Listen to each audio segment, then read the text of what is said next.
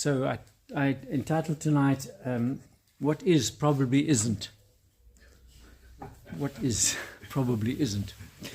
So we've been talking about our minds, and we've been talking about what we tell ourselves, the dialogue that's going on in our own heads, and how that self-talk, that mind talk, is a continuous sort of dialogue around reality. And it's constantly shaping reality for us, because it's like this, it's not like that, it should be like this, why isn't it like this? And it's constantly bringing in its precepts around what should be or shouldn't be happening. And as we get to know it, we've spent some weeks now exploring what it is that we hear in our own head, what it is that we tell ourselves, the truths we tell ourselves, the lies we live with as normal. So we're getting to know something of the constant pitter-patter of words in our head. And we're needing to almost step back and say, well, what is this about? What am I going to do with this? Because the one thing that I'm very anxious about is that we learn more and more ways to fool ourselves. We are very resistant to change, and we're very resistant to a different way of being or seeing. And what we tend to do is we take new invitations, we like them when they're fresh, and a little while later they've been incorporated into our way of being, and we've lost the edge. I often say to people in the news context, new eyes are very precious, because you see things that you haven't seen before, or you see in a new way, and hang on to what you see, because in 6 months' time or in 6 weeks' time that'll be gone, and then you'll be into the norm, and the norm is smothering, because the norm says it has to always be like this. It has to always be like that. A little while ago, when I joined the gym, they made an appointment for me, and they spent an hour measuring my body, all the different aspects, my muscles, my body mass, my fat content, everything about my body. And then they said, what do you want to do in an exercise routine? Where do you want to go with this? Because I was joining the gym, and I'd said, well, I want to do this and this and this. And they said, okay, if you want to do that, this is what you need to do. And so they gave me a whole routine, a whole process, a whole program. And they said, if you want to get there, this is how you'll have to. So it was a survey. It was a measurement of what was. In fact, last week, we took my son's car to We Buy Cars because he wanted to sell it. And they spent an hour doing exactly the same. They went through it from top to toe. And eventually said, okay, this is the condition, these are the things we found wrong, this is what we're prepared to offer you. And we'll put 10,000 on, that's what we'll sell it for. So they were very upfront with us. But it was good to know, because up to that we hadn't known. So we're beginning to find out about ourselves, about, what is my mind about? Because what we tend to do, in terms of our body, we have a certain amount of choice that we employ. We get up, we wash ourselves, we brush our teeth, we try to eat reasonably healthy food, we try to look after our body, and we're sort of aware of the state of our body. Our relationships, hopefully, we tend to be aware of them, about who we're close to, who we're distant from. Maybe we don't do too much work around changing things, but we have a certain amount of awareness. Our mind, we tend not to be aware. We tend to think, that's it, that's what it is, and that's how it is. We don't realize that my mind actually is a product of my work. It's a product of my input. It's like, what state is my house in? What state is my car in? Some people's car are a total tip. Some people's minds are a total tip. And they think that's how it is. Whereas actually we've been looking at our mind, we've been looking at what goes on and manages us, because in a way, our mind controls us. What we've lost the understanding of, I think, is that we actually need to control our minds. And what we tend to do is just to let them be what they are. And it started at school, where we were either clever or stupid, and we knew where we were in the sort of my class. There was a whole list on the board as to who was where, who was top of the class, and who was at the bottom. And that was your performance. And so you got to know, well, that's me. I'm either I can cut it or cane it, or I can't, I'm not that good, or I better do better at sport because I'm not ever going to get a job with my mind, whatever it was. But it was almost like taken as a given And I think that harmed us because it's almost like that, well, that's basically my limitations. That's basically the kind of mind I've got. I'm either clever or mediocre or stupid or whatever it is. But we were never told to actually understand what was going on in our mind and work with it in such a way that we could actually develop our mind just like we develop our body. We can develop anything else. I used to get very anxious because I couldn't speak much English. And when I was asked questions, I often would get the questions wrong or wouldn't understand the questions. So I would be nervous about answering. So I'd get anxious. So my mind would actually stop working when I got anxious. And then I really couldn't answer the question. And I'd say something silly. And then the whole class would burst out laughing and I would really crumple. So asking questions in public for me is very difficult because I think people will think my questions are stupid. So, but that wasn't the case at all, and yet that's what I picked up from the sort of environment I was part of. So in what we're doing now, it's almost like we've been exploring, what is going on in my mind, because as we said last week, as a person thinks, so they become, or so they are. So we need to ask ourselves, am I what I'm thinking, or am I choosing what I'm thinking, or do I actually have other choices? And my sense is we have all the choice. We have some limitations because who we are right now, we've come into this room, we're sitting here together. We are not a blank slate by any stretch of the imagination. We have a whole life of relational experiences that are all seeded into our being. We have a whole life of thinking processes that are part of our way of thinking.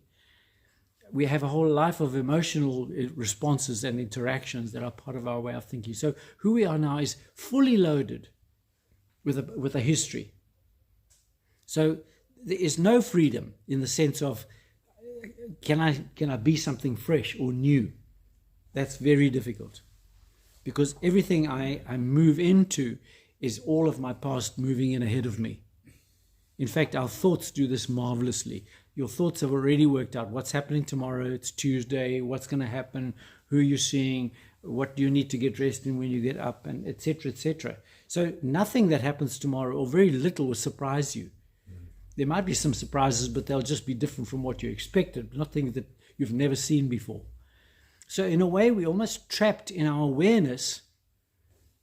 And it's interesting to explore what we tell ourselves, how we think, how we see. I mean, it's curious to me how every one of us in this room will look at something and see it totally differently. I mean, that's amazing for me, that we have such different perceptions. If we could find a way of knitting them together, we'd have 10 times more awareness than we have originally. But we spend our time thinking, who sees it right and who sees it wrong? I see it, well, I'm normal. Everybody else, is not normal. So, you guys don't see it. So we all we've almost created adversarial to protect what we think we have, but that actually becomes our prison. The very way we think, the very way we are, stops us from becoming who we could be and who we would want to be, and who God is certainly wanting us to be. So we walk around like this portable prison, thinking that we're living, but actually we're only 10% there. And when we offered an option or alternative, our mind comes in to block off and to defend and to shut down and to deny. In any argument, we look for one thing we disagree with and we discount the whole lot. We don't say, oh, that's interesting. I want to add what you're saying to what I'm saying. Then obviously I'll know a bit more than just what I know by myself. But we tend to discount what somebody else says as if they don't know, as if they have really no idea, and as if nothing with it they have is worth adding into our way of seeing. I'm generalizing, obviously. But the question is, we tend to be quite defensive and quite stuck in our way of being. So in going forward, we need to ask ourselves, so what do I want? If you go to the gym tomorrow and they say, okay, you want to join, why? Well, I want to get fit. For what? Well, whatever. So you can ask yourself, why do you want to change your mind? I mean, I honor you all for being here and for persisting in this little journey that we're on together. as to say, well, we want to actually make more of our lives. We want to live in a different way. We want to, not different in the sense of just reacting, but we want to develop and deepen and strengthen what we have. A tree's roots are always growing deeper and deeper because the tree's getting bigger and bigger. It needs more and more strength and more nourishment and water. So it's constantly expanding its resources or its resource base to sustain its whole being. And equally for ourselves, we need to almost be looking forward and saying, well, what am I going to do with the rest of my life? If we had to choose and say, what is the goal of your life? Could you put words to it? Where do you want to be in 10 years' time? And the common idea is, well, I'll work until I retire, and then I'll travel a bit, and then I'll relax, and then I'll what? Play golf. There's nothing there. There's nothing there.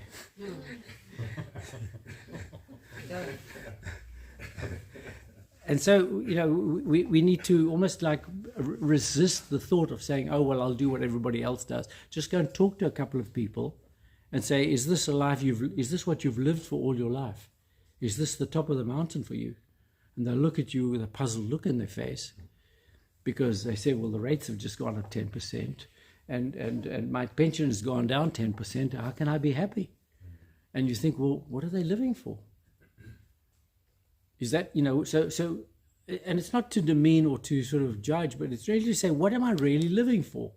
And what drives me? What drives you tomorrow from the moment you wake up till the moment you put your head on the pillow and go to sleep? What pushes you forward? Is it a desire for something? Is it a promise of something? Is it a hope of something? Is it a boredom? Is it doing it so that you aren't faced with emptiness? Because sometimes we fill the space just because emptiness is frightening. Sometimes we do stuff to kill time. Somebody said the other day, our culture spends so much time saving time only to kill it when they've forgot it. And we do a lot of that. What do we do with all this precious time we've made through having all this technological advancement or whatever it is? So, time is a very questionable resource, because if there isn't something in it that is meaningful, it can become very destructive. It can become very dismaying, because suddenly you've got time, suddenly you have what you wanted, and there's nothing there. Or there's nothing, there's no juice, there's no drive, because often the drive to get somewhere, it ends when you get there, and then there's no drive. So many a wealthy person or a person who's got to the top of their ladder looks around and is rather sort of nonplussed. What do I do now? And so we need to almost ask ourselves, what do I want to do with the mind that works better?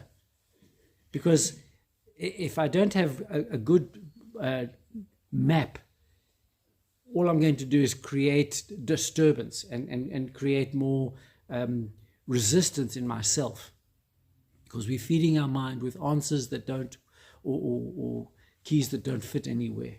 It's like knowing a lot, but having nowhere to use it. And that doesn't help, So better to be simple and to have a simple lifestyle than to have a well-developed self with nothing to employ it with. And so we need to ask ourselves, what do I want? And what do I invest myself into? We spoke a bit about, how we so easily diffuse the reality and put ourselves into 100 different things. And then we sort of have got no resources left, but there's no one thing that really holds our attention. It's all, it's just a lot of a blur, really. It's not a conviction or a unified drive or a desire or a longing. What for us is the pearl of great price. Give away all the little ones or sell them in order to constellate and find that one thing, to find that sort of that focus, that draw, that really said, this is what I want, this is what I'm living for, this is what really floats my boat. So it's these sort of questions that we're needing to almost bring regularly to bear, because it's pointless living in one way and then one day waking up and say, I should be somewhere else. But if you haven't prepared yourself and created the possibility, you won't make the switch. When I'm helping folk, map their lives out, I say, retire at 45, start a new career, but carry on with your current job for another 10 years. In 10 years' time, you will have the other job ready so that you can make the switch. But don't stop at 55, 60 and think I'll start a new career then, because you'll come home, you won't know what to do with yourself, and you'll be stuck. Because you won't have the speed, you won't have the momentum. So pick it up earlier on and realize, when I'm 50, I don't want to be doing what I was when I was 20 or 30. I'm a different person, and the world is a different place for people as they shift. So what do you want to spend the rest of your life doing? You can ask yourself, the next chapter or the second half of my life starts now. If I had to make a choice, what would I choose? Because if I'm only going to do the same as I'm doing, you're just going to find diminishing return and depression. There's nothing at the end of the road you're on. I can vouch for that. So, and it's not to say I'm uncomfortable or unhappy. It's more to say I need to understand what's happening. This train goes that far and stops. I can't sit in the train and say, I want to go further. They say, well, the train doesn't go any further. So get off, change trains, and go to where you really want to be. And that is the process of actually taking your mind and actually saying, what do I understand about my choices? What do I understand about the way I see? What do I understand about the way I manage information and employ it to make decisions that are appropriate for where I'm going? Because too much of our thinking is stuck in a pattern that actually is slowly declining in efficacy. So the place where we put our drive, our desire, our investment, where we spend ourselves. And I often use the analogy of, where do you spend your best self? On what do you spend it? Is it something measurable? Is it something tangible? Is it something practical? Is it something direct? Or are you just sort of frittering away? It's like saying, well, I had 1,000 rand and I don't know where I spent it. Oh, I bought some chips and I bought, new tackies and I bought it. But it's like, whereas, if you, you want something badly enough and you save for it for 6 months, you have an investment in actually getting to the point of saying, that's what I'm going to get to. And it's a whole different picture. So what we live for, what we invest ourselves in, what we love, because we need to love that which we are heading towards, because in loving we're actually elevating it and putting ourselves into that gives us meaning. We don't love in an emptiness. We love with a investment, because when you love somebody, you actually want to honor them, elevate them, make them more than they are. So with your capacity, you're actually increasing somebody else's experience. And it could be a person, it could be a cause, it could be a direction in your life. What do you love? What do you serve? What do you put yourself into? Love is always a service. Love is never a reaping benefits. People think love is what I get out of a situation. Love is what you put into a situation. It's how you serve. It's how you give of yourself. It's how you make the other better because of who you are. And the more substance you have, the more of that substance you give to the other, which is why loving actually changes people, because we're investing ourselves in them.